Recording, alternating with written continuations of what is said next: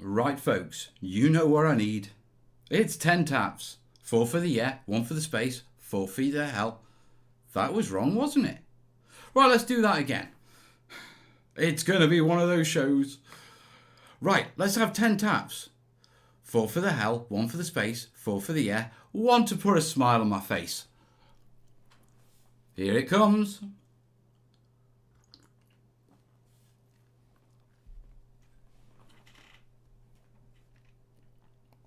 Hello, folks. Schools at 9 o'clock UK time, Sunday night.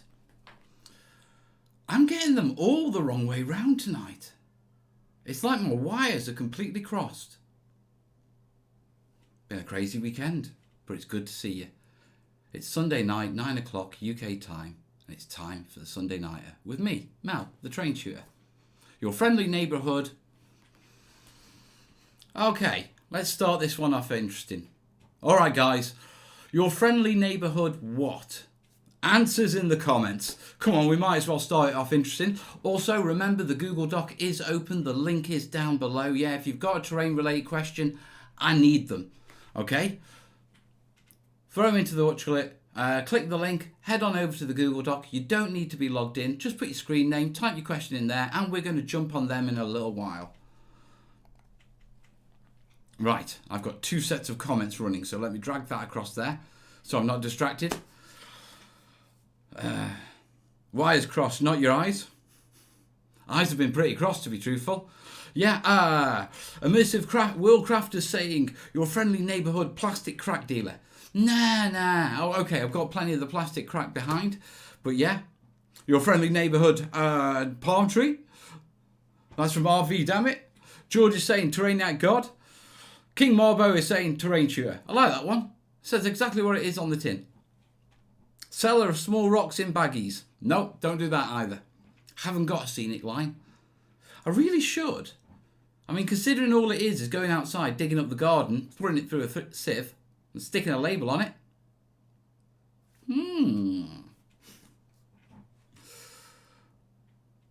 Friendly neighbourhood Mel. I like that. Friendly neighbourhood miniature world creator. Meltini. I am the great Meltini. English, get your questions in the Google Doc, mate. Down below. King Marbo, Google Doc, guys. I do not answer terrain questions from the comments. Yeah, not unless you're going to send a super chat and really get my attention. But if you don't want to send a super chat, the Google Doc is down below. It's not going to cost you anything, okay? And your terrain question will get answered in time. I'm friendly neighbourhood. Painter, glue expert. I have become a bit of a glue expert this week. I've been playing around with all sorts of interesting other glues, like contact adhesives and spray adhesives, and things I don't normally do. Had Willow this week because it's the summer holidays, so I've been pottering around. The eye infection is a lot better. You'll notice the bad eye is better, yeah, but the good eye, yeah, is slightly infected. So halfway through the bad eye, it started getting to the good eye, and the doctor put me on antibiotics that look like horse pills. Yeah, so a couple of days where I couldn't see, and I'm just sort of getting about now. Thank you, George. It's good to be back. Missed you too, lot. You missed you lot too. Friendly neighbourhood flocker. That's an adequate description. Don't mix up the eye drops and super glue. That would be nasty. That's like worst case scenario with super glue. Tammy and I asking, how is Willow's cosplay axe coming along? It's been a bit of a learning curve, to be truthful, if I'm perfectly honest.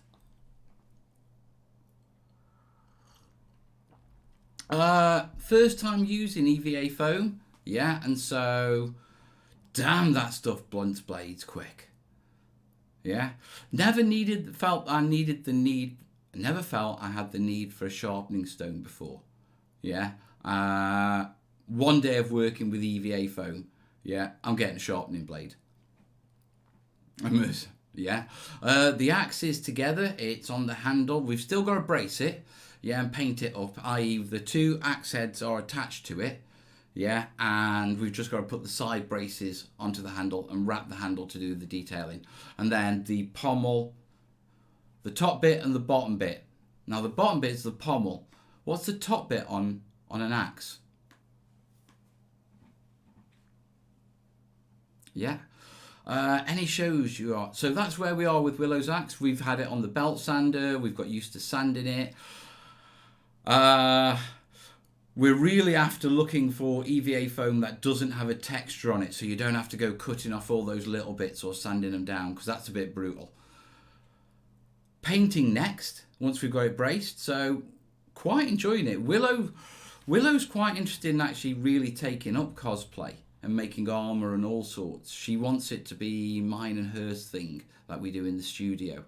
Yeah, so I'm probably gonna, I'm probably going to schedule an evening, yeah, that we can do it once a week, rather than we'll do it when I've got you and that sort of stuff. Mel, the friendly neighbourhood, go for dancer. Who is that homeless looking fellow? I'm looking quite well, I'll have you know. Do I need to adjust the colour temperature so my skin doesn't look so Palpatine? James is saying his daughter is watching Love Island. God help you, mate. Top bit, the cap. Could be the top bit of the axe, could be the cap. But yeah, so basically we have an axe. Yeah, we don't want to really hit with it because it's been attached to a 1/2 inch PVC pipe. Yeah, but it's not been braced either side of the axe heads. The axe heads we've put together out of 2 sheets of foam, beveled them, then sanded them, and it's looking okay. There's lots of stuff that you can do with a Dremel, but I've got one of those flexible attachments for a Dremel. Yeah, where you don't have to actually hold the Dremel, you can just use like the flexible attachment, which is really good, but it's broken at the minute, so I don't want to let Willow loose with the Dremel. Yeah, until I've got another one of those flexible cables. So I'm going to have to put that on the wish list. Yeah, so got to get one of those. Once we've got one of those, she can start to sand things down and we can start to have more of a play with it. Yeah, and seeing what we can do. Willow's an amazing artist. I mean, truly amazing. Yeah, the stuff she can do blows me away. Yeah, and so once she gets used to the stuff, I think we're going to get some good results. What I've got to do is figure out a way of, right, what's the child-friendly stuff in this hobby and what isn't. And when I say child-friendly, my kids, I can trust them with blades to a certain extent. Yeah. Corbin I trust with, power tools. Obviously Willow not. So I need to go through and say, all right, which are the bits that Dad needs to help you with? And which are the bits that I can just leave you in the workshop studio while I'm in my main studio, or I can work by the side of it.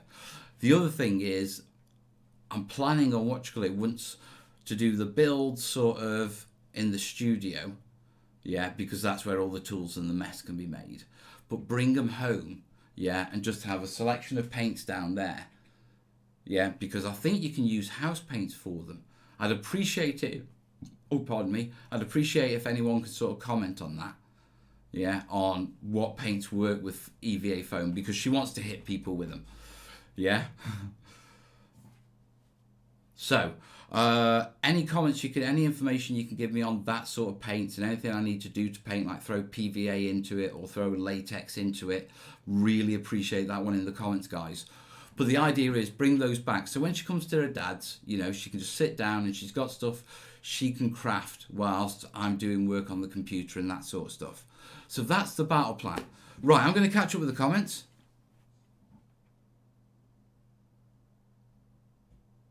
Martin's saying, friendly neighbourhood pharmacy tester. True.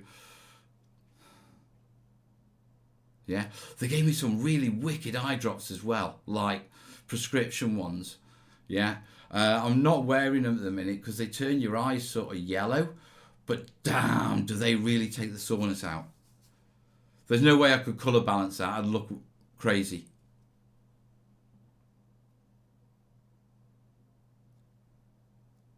Mark's saying, I once had to do first aid on a glue sifter who tried super glue and stuck her mouth and both not. Oh, Jesus Christ. Had to resort forward in the outer case of a biro through her lips so she could breathe. Super glue is not something you want to get near your face. The activator for super glue is moisture. Yeah, so nostrils which are wet, mouths which are wet, it seals eyes. I mean, your hands, anything like that, fine. Yeah, but do not get it near your face. Yeah, and also sticking a biro through. Actually, when you do a tracheotomy, yeah, all you need to do is put a biro in for someone to be able to breathe. And that's quite interesting because it actually shows you how little of an actual tube you need to be able to breathe. Fourpole say, Mel gave me some brilliant instructions on how to make a haunted swamp. Nice. Had a little play with Valine with Willow. Yeah, we've been in the swamp area. I might do a biomass crypt at some point. Right, Jimmy's saying, what do you call it, on the flexible paints, normal acrylics work. Right, when we're talking acrylics, we've got sprays, yeah, we've got, what do you call it, artistic acrylics, we've got craft acrylics, and then we've got, what do you call it, house paints. They're all acrylics. Do we need to be using artist paints? Can we get away with house paints? Or is EVA foam spray safe? How does that work? Because let's get a chat going on this. Well, remember, while I'm asking you questions, I've only got 2 questions so far. So if you've got terrain questions, get them in the links down below, guys. Right, 4D model. Tam's saying 4D model workshop have a range of paints specifically for use for foams like EVA. Appreciate there's probably specific foams. Want to stay away from the professional stuff at the minute. Use what we've got.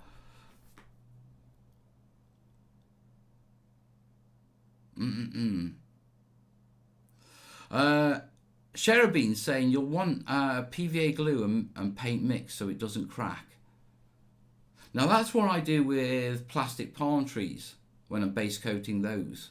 Put a bit of PVA in the mix so it becomes a little bit more flexible. Get Willow to check out Ace Cosplay on YouTube. She's excellent, makes loads of stuff with EVA foam and other materials. She made a huge K2SO. Not sure what that is, but... Tam, I can't even pronounce those, never mind answer that question. Kat saying, yes, house... Hiya, Kat. Yes, house paint will work, but the recipe for flexible paint is 1 Terrainiacs matte, 1 distilled water, 1 latex. I don't need to watch because I'm recording this, so... Yeah.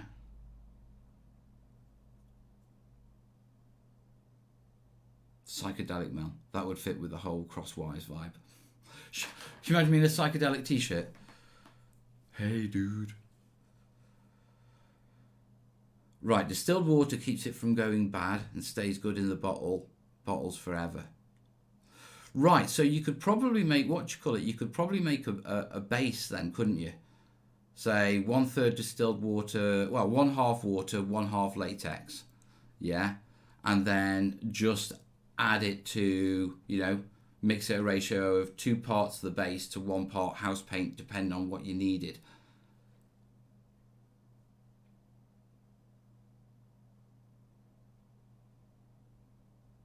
Now, when you say latex, what latex are we talking about?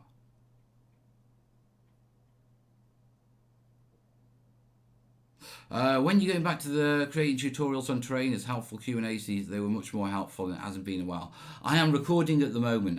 The eyes have made it a little bit challenging what you call it this week. Yeah, but what I have done is I've set up everything so I can start also doing stuff from here. Okay, so my battle plan is I'm going to bring back the Thursday nighters, yeah, and start doing my isolation reach 40k terrain stuff again. Okay, and I'm going to be live streaming it on Thursday nights in a long stream. Yeah, so we'll start with 2 hours and we'll see if we can stretch it up to 4. Yeah, because I don't have to get up on Friday mornings unless I've got the kids and I can do an easy school run. But they're not at school at the minute and we don't know what's going to happen if they're going to go back to school. But I've worked out all the cameras and everything, yeah, after we sorted it all and we never really got it going. I've sorted out the graphics and everything. And my plan is to live build, work out what I want to teach in the tutorials, and also film the tutorials, yeah, on the Thursday evening. Yeah, so lots of little techniques about how I put things together and that sort of stuff. Yeah, so that's going to be a Thursday live stream. With regards to timing, yeah, it's been very difficult to sort timing because of the kids coming and going with lockdown and pandemics and summer holidays and stuff like that. But now I'm putting a bit of a structure in. Yeah, I pretty typically have, Thursday nights free again. Yeah. There may be times when I do have the children, okay, and, you know, I've got duties in the morning to do school runs or whatever. That's the logistics. But generally, I'm free on a Thursday evening. Yeah. So what I'm thinking is start at 8 o'clock, go till 10. Yeah, that should allow those in the US to get home, jump on the stream as well. Yeah. See a bit of it at least. People in the UK, a couple of hours. Europeans, yeah, that works. And then what I'm thinking is sort of stretch it out both ways.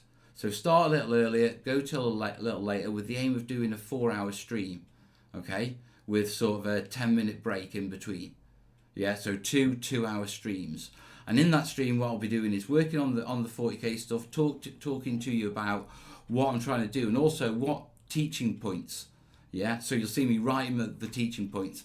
And then I'm going to try filming from here, yeah, and not doing the intros or the outros or anything like that, but just doing the actual, right, this is what I'm doing, this is the technique, this sort of stuff, yeah. So the idea is that I'm still connecting with you doing live streams, but I'm also, there's lots of like technical bits which may be difficult to show you clearly with the camera setups I've got, but when I can then film them in little segments of, right, here's the techniques from isolation to reach and all that sort of stuff.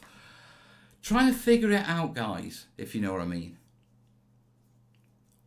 Right, going back to the paints, yeah, Cat saying latex for pouring in molds. Right, okay. Cherubine says Plasti Dip works well on its own. Right, Plasti Dip.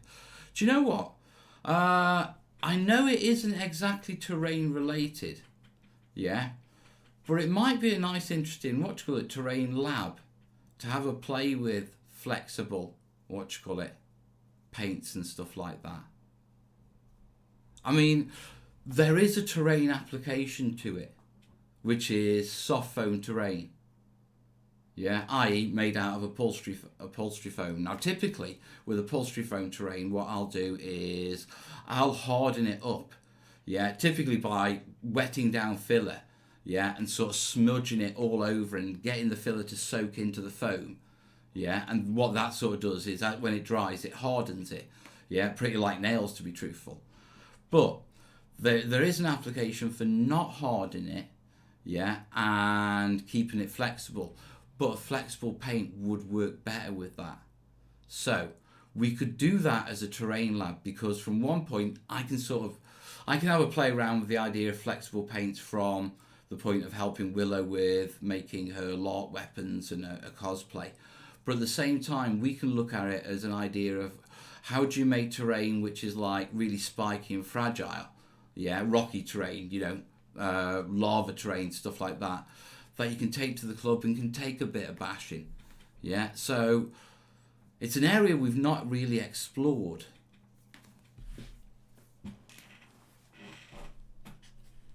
Foam terrain.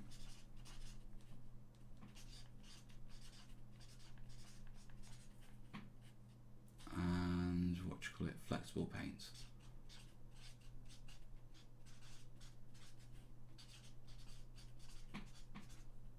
Now, I think the good idea and what I'm going to do with this is, rather than jumping it straight away, I'm going to start a couple of conversations on the Terrainiacs group. And if you're not a member of the Terrainiacs group, it's the Face Group support group. Yeah, awesome group. Yeah, full of awesome builds and awesome people who are just helping each other with the hobby. The link is down below in the description. But what I'm going to do is I'm going to start throwing up a few query questions.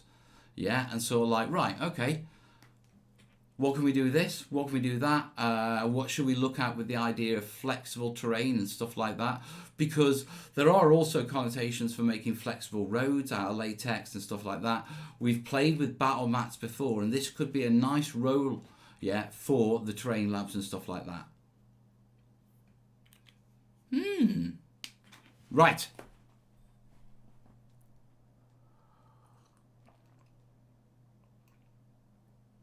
This paint is used on masks and costumes. Right. Seal the foam with Mod Podge tinted with craft paint. Then paint with craft paint.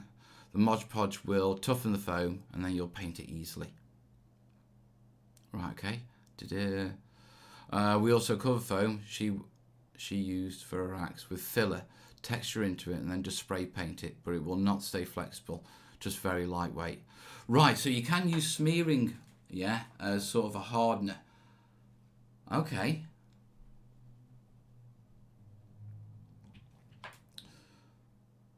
Then there's merit, theoretically, then, in in us looking at how we harden foam, isn't there?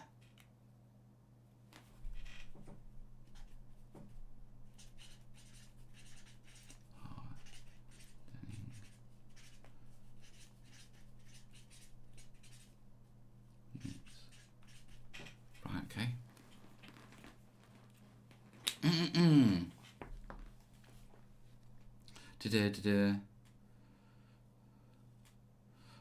Yes, got hardener foamy. Igo Durham's rock hard water putty. I've heard good stuff for that, but I cannot find it in the UK.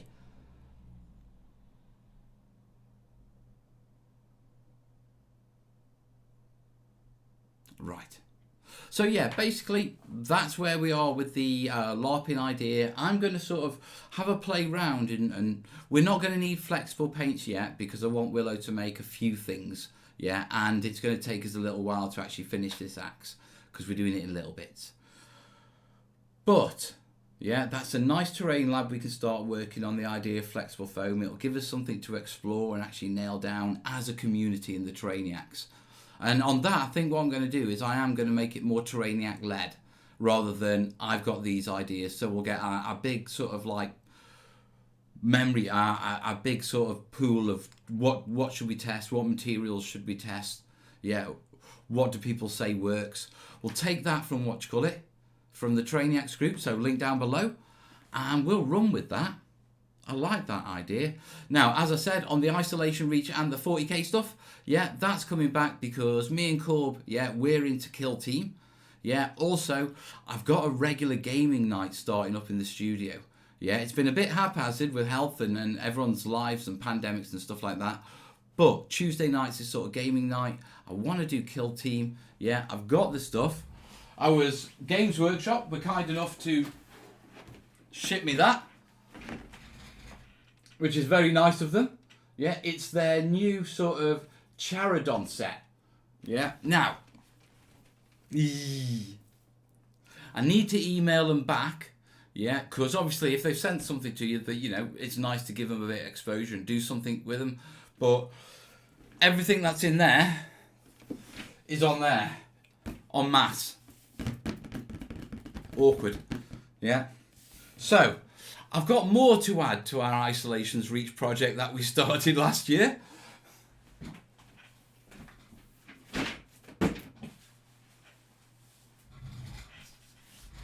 Yeah.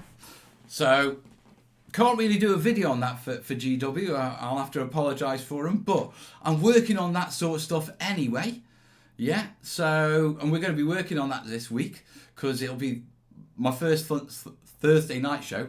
Yeah, it will be this Thursday. Yeah, so I'll show off the stuff I bought because it's the same in the box. But yeah, they've got this new box out. In fact, let's do it properly because it is a hell of a box, to be truthful. There's a hell of a weight in it.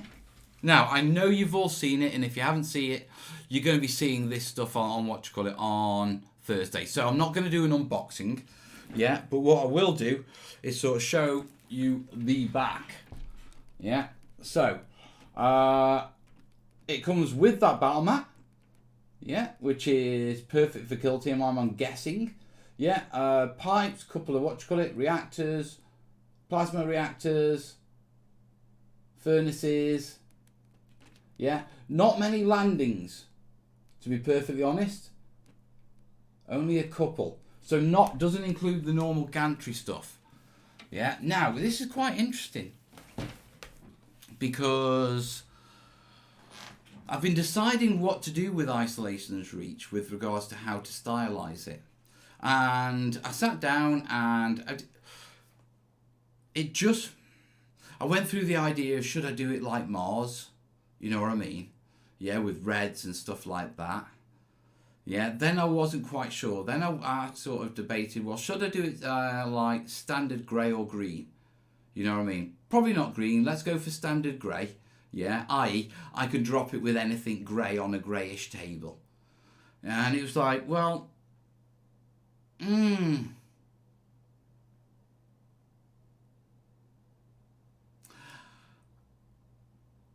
I could, but for the effort and the what I've put into it, I want something stylish. So I was sort of running through, well, I could do this idea, I could do a water-based one, and how would I work that out? And then I started going, well, how do I get the maximum out of this? I mean, I've got quite a bit of it, yeah, but I'm going to have to add to it to put it in some sort of setting. And what I mean by that is I can lay it down, but how do I depict the environment? And it's like, well, do you want a desert? Well, you didn't want Mars.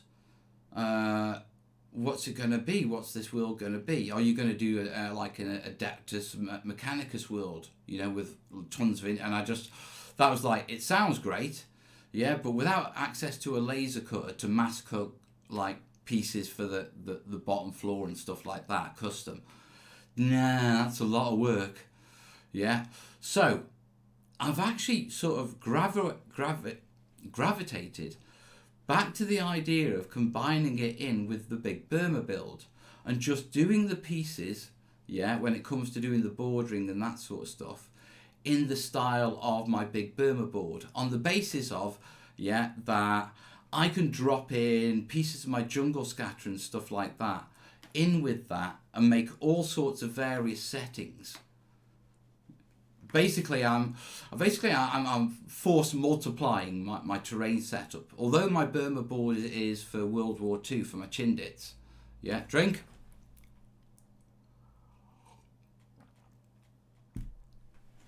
I can swap in the 40k stuff into it.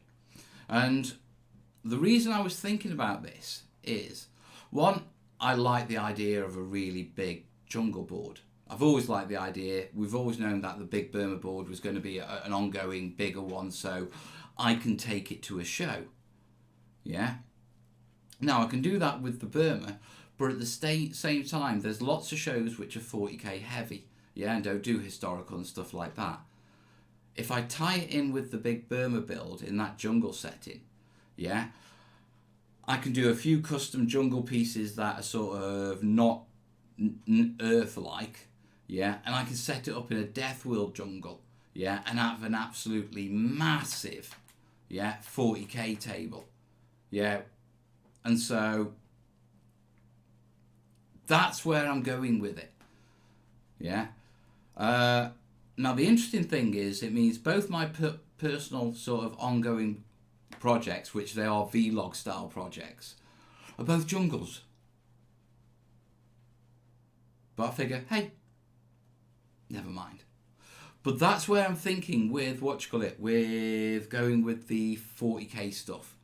Yeah, because it just makes it so much easier for me to drop in, yeah, a few pieces into a heavy jungle, or I can do a load of industrial pieces and stuff like that, and then I can drop in I can drop in heavy jungle around it.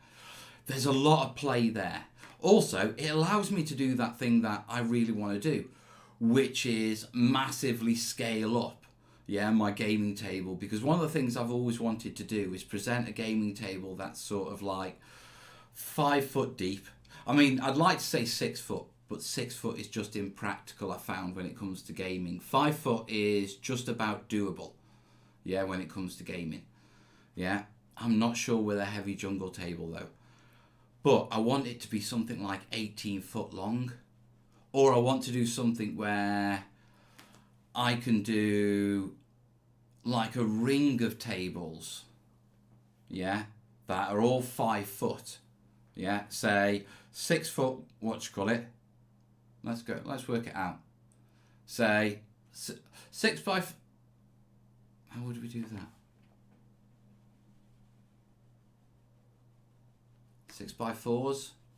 Basically what I'm thinking is like a square made up of 6x4s, with the idea that a couple of players, yeah, can sort of climb under the tables and get in the middle of the square, yeah, with the outskirts of all the industrial stuff set around the inner hole of the square, and then the jungle laid out, yeah, and then have a team of what you call it, of sort of aliens, nids, something like that, yeah, and have them deciding where they're going to put all their efforts, yeah, and where they're going to sort of come in from, and where the team needs to move along, yeah, and then the idea of, if it's a 2-day con, which is very rare in the UK, but they do happen, yeah, if it's a 2-day con, you could do the first day being the outer ring, and then the second day with people falling back to the centre square and set up the main industrial stuff. Yeah. But it's one of the things that I've always wanted to do as the terrain tutor. Yeah, when I go to shows. I mean, I've gone to shows and my tables are at shows, and it's great when I see my D-Day board or my Frostgrave board, or, you know, my zombie apocalypse board. It's great. But I want to take my personal build and put on a really big, impressive sort of multiplayer participation game. So team up with some guys who are going to run it, yeah, but I provide the terrain and everything. So the idea of either, you know, a long front, or this idea of, you know, the Mechanicum facility surrounded by Deathworld jungle. Yeah, so that's the plan with the Big Burma build. Now, the interesting thing is, yeah, that I'm not sure paint schemes, but we're doing it live. So my idea is we get some of the Big Burma builds from the studio, and then we just get, I prime some of the plastics, just some pipes and stuff, and then we just have a go, yeah. And when you guys can throw me some colours, we can put them on the piece, yeah, and just stick it in the jungle, and just literally plonk it in the middle of a dense bit of piece, and just see how it looks, yeah. Because I have no idea where I'm going to go with the colour scheme, yeah. We also need to decide how overgrown is this, how weathered, how destroyed, how rusted, how overgrown with vines, how functional. Yeah, and for my 40k stuff, I want this to be sort of a bit of a journey. So that's what we're going to be doing on Thursday nights, folks. If you like it, like it. In fact, there are 109 people watching and 29 likes. Yeah? Come on then, I'll start answering questions when you hit the like button. Yeah?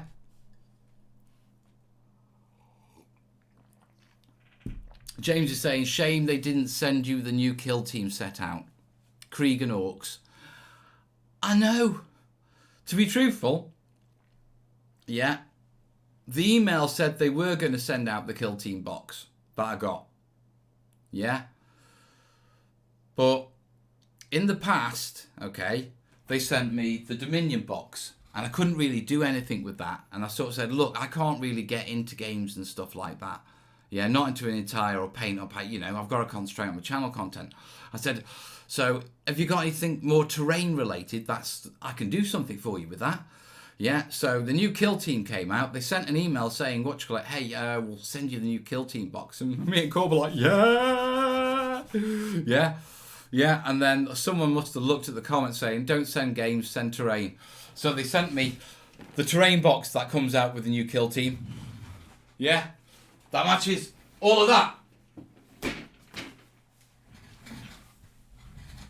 So I have absolutely no right to complain whatsoever. But talk about the arrows flying bloody left and right of the board. Right, we're on 63 rights. Keep them coming. Right. Okay, right, it's definitely ambitious, but we know you can swing it, mate. It does sound like you're going to need more palm trees. We are probably going to need more palm trees, and there's lots of things planned for the Burma board. You know, I've got this idea of a water feature. But now, yeah, I can do what I was planning to do for a water feature, yeah. Like a modular river for it. But at the same time, I can stylize it in World War II. But at the same time, I can also make one or two pieces that have like 40k industrial bits on them with pipes going into the water or something like that.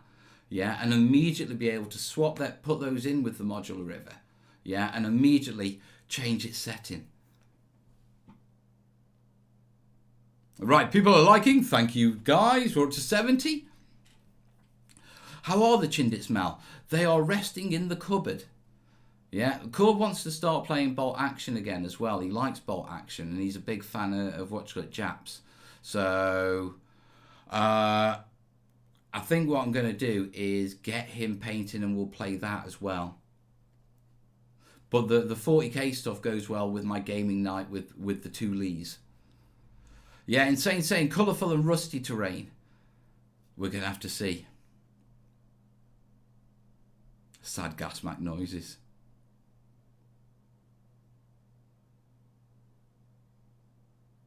Bill's saying if you're going to do a 40k thing, why not make the table deeper, say 5 or 6 foot? Normally I would, yeah. Practically 6 foot you can play on, yeah. If you're of an average height, you can normally reach 3 foot over a table, which means you can reach the center line for moving models.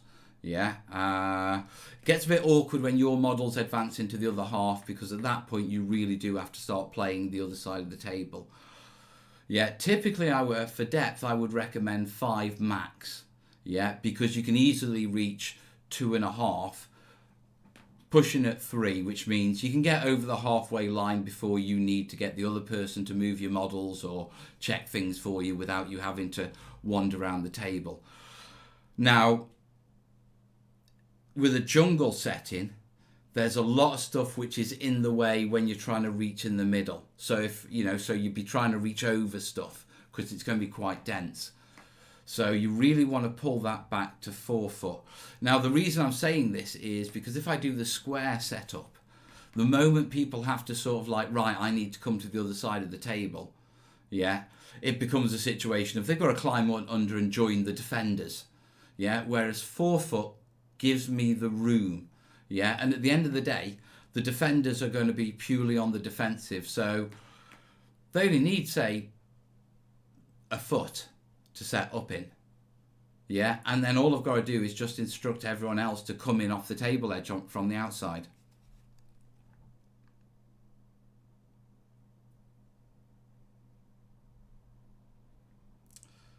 How about something alien looking, purple and green nuances with some rusty parts? I'm not sure. I don't know whether I want it to brightly contrast with the jungle, you know what I mean? Or whether I want it to subtle in. I don't know, and I won't know until we've painted up some pipes, we start putting stuff in.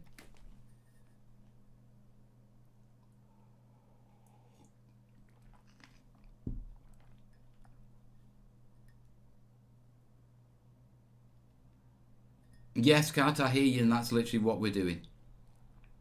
You will literally see me be filming tutorials on Thursday nonetheless. So you know you're getting tutorials and stuff like that. Plus I've got the basis stuff going on in the studio as well. It's just been a little bit hard to do the intros and the outros with eyes like mine. Right. Let's have a look at these questions. Oh, we got 11. Right, let's do some questions, eh? Remember guys, if you're liking the stream, the links are down below. Click like, we're not far off 100, but we ain't going to get there unless you click it. And if you are liking the stream even more, there's links down to support the channel. PayPal, Streamlabs to get an on-screen announcement, wish lists and all that stuff. Right, individual.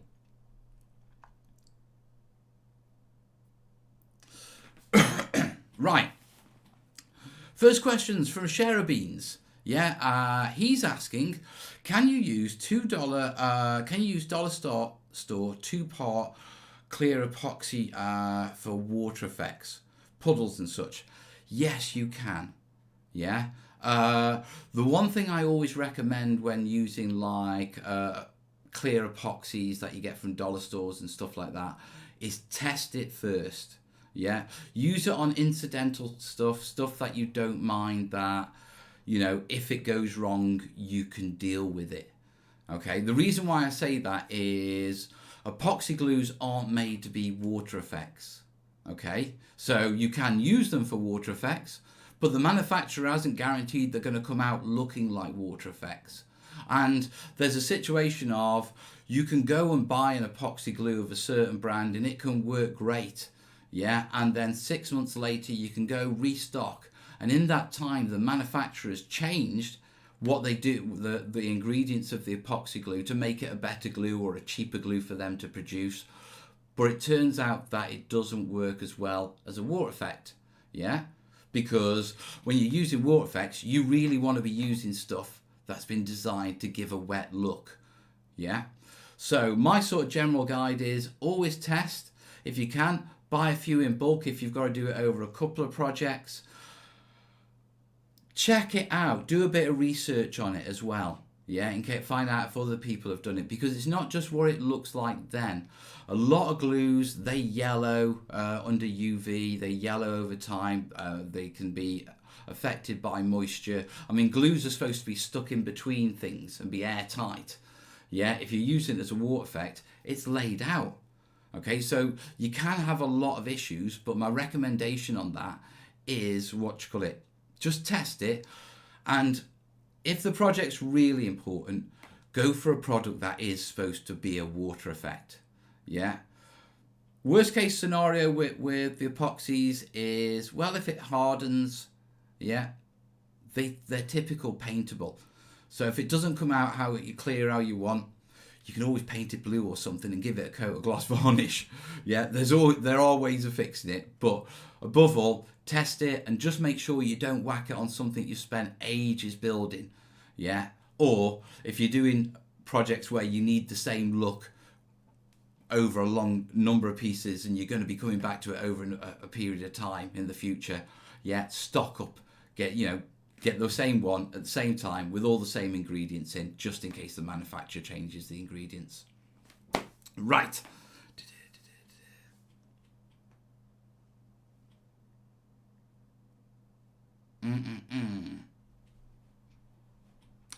That was a good one, wasn't it? Right, Woodland Scenics have a few water products. There's loads of manufacturers, or pretty much all the manufacturers who make scenic stuff have water products. When it comes to resins, I like Glasscast. Yeah, one of the reasons I like Glasscast is the manufacturing place is literally just up the road. Yeah, so I don't have to pay shipping. Yeah, but plenty more products out there. Hope that helps you. Right, next question.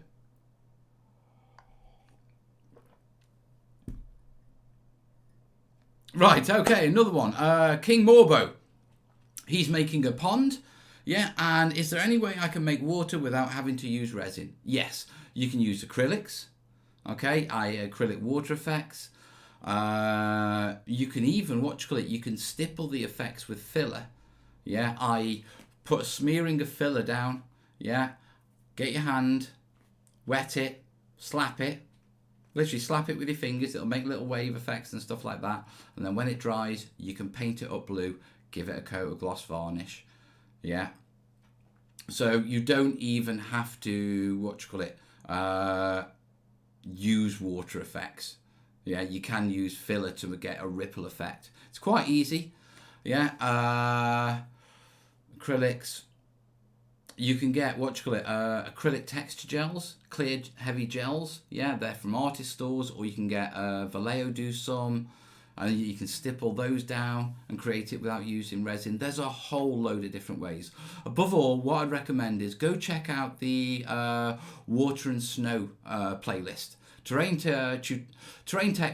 My playlists, terrain techniques, water and snow. Yeah, you'll find a whole load of techniques in there, yeah, for creating water effects without doing resin, and you'll find some resin stuff in there as well. Hope it helps, buddy. Right. Next question.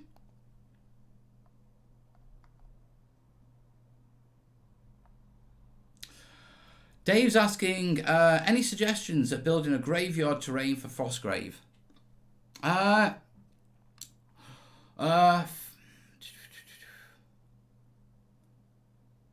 Foreground Publishing, they do laser cut graves.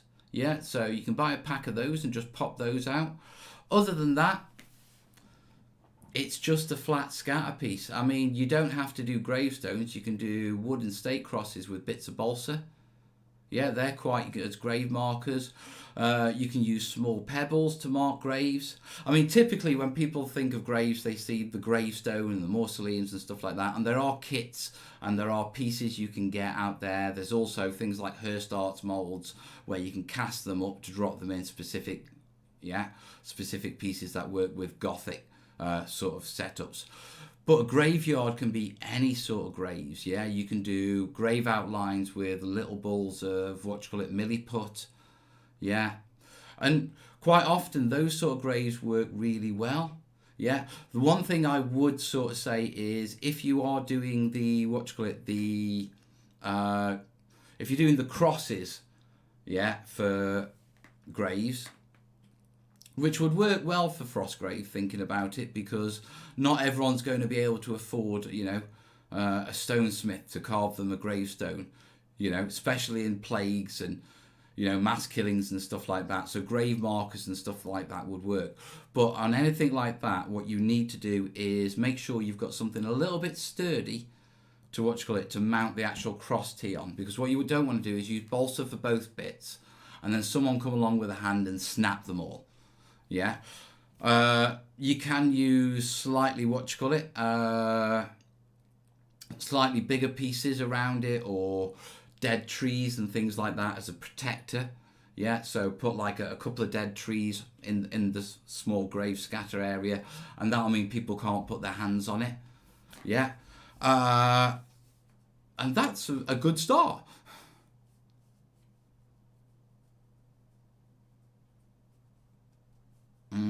Cat saying Jeremy over at Black Magic Craft has done some great graveyards with mausoleums that he scratch built. He says he's got a playlist. Go get your ideas over there, mate. Renegdra is built for scatter graves. I haven't seen theirs.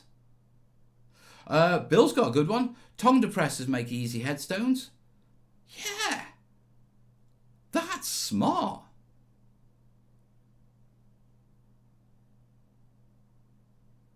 I like that. I've seen Gothic arch gravestone shapes done as a set of planks. I still think the tongue depressors is a brilliant idea. Texture them up.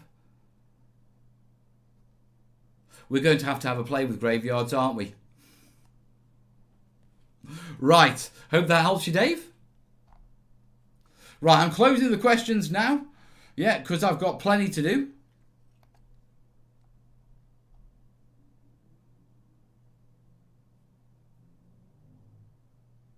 George is saying, what do you think of plaster mats for building terrain? Michael's in the US has a sale on them.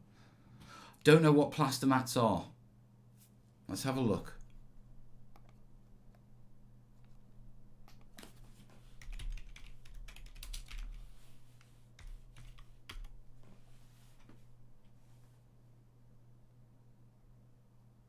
Oh, EVO foam mats.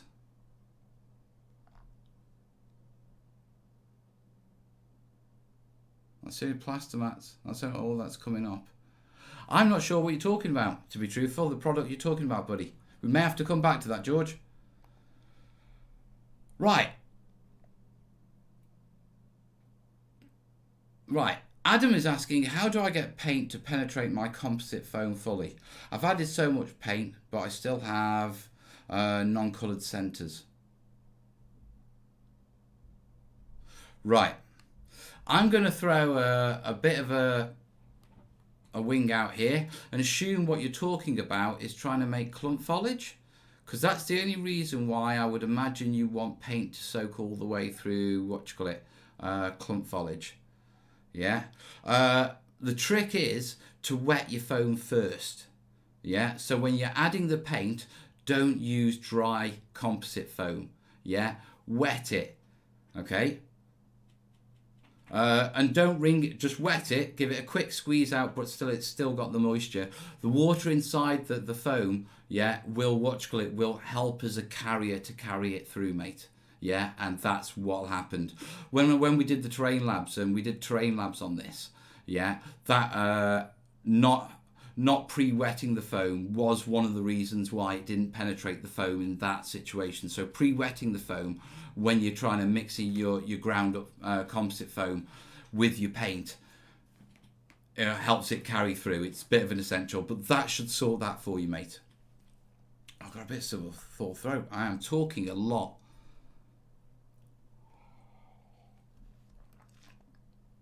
Right.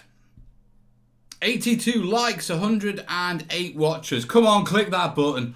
We've got to make it 100 before we finish the show.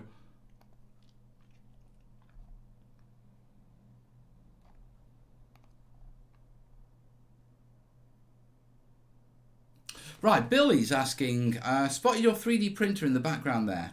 Do you not think 3D printing will become so advanced and available to everyone is making modelers lazy and a form of cheating? No, I don't. I don't think it's a problem at all. Yeah, and here's why. Yeah, terrain making is a hobby in itself. Yeah, you can buy terrain. It's there, it's all there. Yeah, you can buy hills, you can buy river pieces. Everything you needed for terrain you can buy. Yeah, in an age of 3D printing, we're in a golden age of terrain making. I mean, when we look at the hobby, if we're honest, yeah, Luke APS, me, I think Real Terrain Hobbies, Jeremy, yeah, and all the rest. The biggest channels in our hobby are the terrain making ones. And I'm talking about in the wargaming hobby. There's not many wargaming channels, yeah, that can sort of compete with Jeremy's sort of numbers. I mean, I've been quiet and that sort of stuff, but even my sort of numbers, there's not many wargaming channels, no matter what they do, whether it's tactics, painting, or whatever, that meet terrain making. And we are in a golden age of you can buy it 3D printed already. There's so many terrain manufacturers and so many kits now, MDF kits coming out of every corner. Yeah. But we're in a golden age of terrain making. Yeah, and I think ultimately that's because when people make terrain, they realise it is a hobby in itself, and it's also very therapeutic. It's really enjoyable. Creating your own gaming table. And yeah, you can 3D print everything. Yeah, okay, there's time, and at some point it will become so advanced that you'll be able to 3D print a 6 foot by 4 foot table in full colour. Yeah, you will. Yeah, but that's no different than going down and playing on someone's table. So I don't think 3D printing, yeah, is going to kill terrain making, because you're looking at a tool compared to a hobby, yeah, in the sense of terrain making. Just like, yeah, I'm a member of quite a few groups where their hobby is 3D printing, and they 3D print all sorts of things, yeah, but they like designing, they like messing around with it, and the 3D printing and creating is their hobby, yeah. So I don't think 3D printing is going to really hammer the terrain making hobby. I do think it's going to hammer, yeah, the model making industry. Yeah, the actual mod, I do think GW is going to suffer with it in maybe 5 years. Yeah. The reason I say that is that Willow and Corbin are far more confident with that than I am. Yeah, they know exactly what they're doing with it. Yeah, they know, Willow knows how to, they both know how to use CAD and design things and all that sort of stuff because they do it at school. So I think what we're going to be looking at in the next sort of 5 years is the kids that are at high school, yeah, sort of starting to get jobs, those in the hobby, yeah, 3D printers, you know, it'll come down to nothing. And to them, yeah, they'll be early adopters and they'll start printing their what-you-call-its. I think what you'll see is, what-you-call-it, I think you'll see some sort of like lockdown STL files. Is it DCM or something like that? DPM or some sort of data protection, you know, where no one else can use it but you because you bought it. I think you'll see something like that, and I think you'll see manufacturers switching to that. It's going to be interesting how it affects the cottage industries and the small casters, to be truthful. It is what it is. But, you know, we cast in resin, we cast in metal, we cast in, plastic. I don't think 3D printing is going to replace them all. I just think the market share of where people get their models from is going to change. DRM, Digital Rights Management. Yeah, that's it.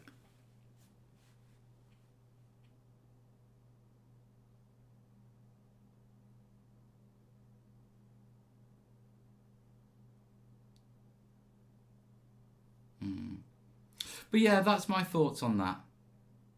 You know what I mean? I don't think 3D printing is going to kill our hobby. Everything I see, yeah, says no. I do see it as a tool and a complement to what I do. Yeah, and I think in time it'll become even more. But it's not going to kill my love of crafting hills and landscapes. Right.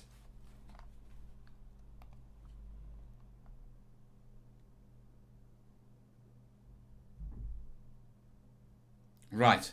Kat's just asking, if Thursday nights are 8 p.m. UK, is that noon Pacific and 3 p.m. Eastern times? I think it is. Because Dave's roughly, depending on summertime, Dave's about 4 or 5 hours behind me. So that sounds about right. Most folks are still at work and in the US, and we early morning hours. We could push it to a 9 o'clock start. But the thing is, what I don't want to be is I don't want to be starting at 10 o'clock at night, because at the same time we've got Europe and the UK as well. Plus I need my beauty sleep. Yes, I will be going to Salute.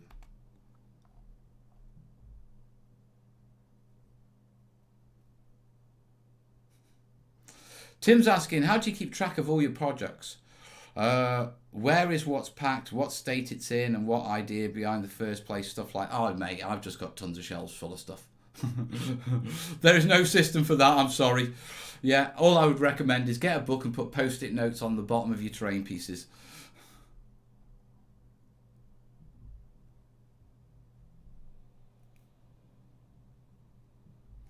Tudson asking, when sealing terrain, especially flock, varnishing a bomb or thin PVA glue, what's best? Thin PVA glue. Yeah, you can always hit it up with a varnish out of a spray can afterwards, but thin PVA glue will penetrate better than a surface varnish.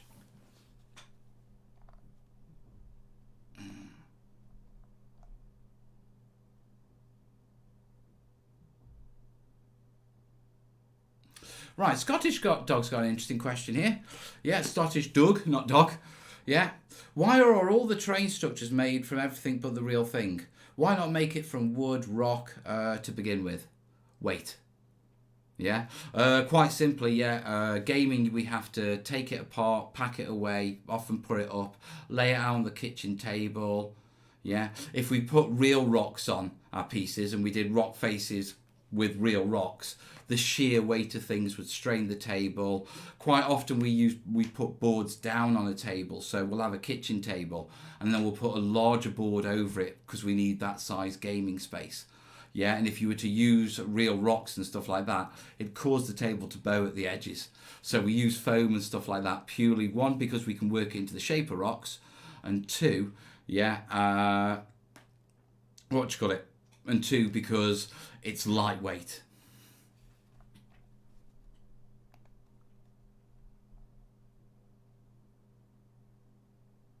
Right, Red Green's asking, where can I get a mini mount? I need to chase Warlock Games up on that. I'll get you an answer, Red Green. Mini Mel's. Kickstarter extras. Message Dave. I'll chase Dave up on how we're handling that and see where we go. Yeah, you need your beauty sleep. Cheers, buddy. It's Sunday, I didn't have a shave. Chillax. I've had a good weekend. Right, coming up on final questions. Patrick's asking, Mel, on page 39 of your book, what is the white stuff?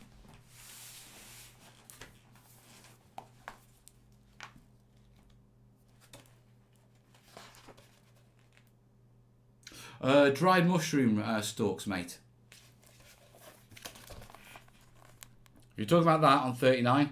They're dried mushroom stalks. Do you know what? That's the one bit of feedback we've had from the book, that we didn't label under these. Yeah, and it's the one, actually, looking back, it's like, actually, yeah, but we didn't annotate anything. And we thought, actually, you'll understand. But no, they're, dried mushroom stalks. Wait, we may be able to still get mini Mels. Not sure yet. We'll have to check out. And final question of the night. Kerry's asking, seeing as GW have totally rewritten the kill teams, will it affect the terrain used? Don't know. I need to get the rule book so I can check on the rules. Yeah, so Kerry, that's a question I think you're going to have to ask me another time. Yeah, or post it, yeah, on a 40k forum, because unfortunately I don't have the rules for that. So I can't tell you yet.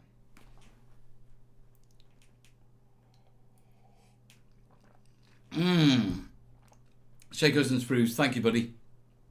Right. It's been a good show, guys. Yeah, I've had a cracking time. You know what you need to do. Yeah, I will be back Thursday. Yeah, we'll be streaming from here. We will be doing terrain. Yeah, so I expect that video to get scheduled Wednesday. I will see you Thursday, and in the meantime, I need 10 taps. 4 for the hell, 1 for the space, 4 for the yeah, 1 to put a smile on my face. So if you enjoyed the show, yeah, 10 taps and click like on the way out, guys. That's the way we do it. I'll see you soon, guys. All the best, yeah? Ta-ra.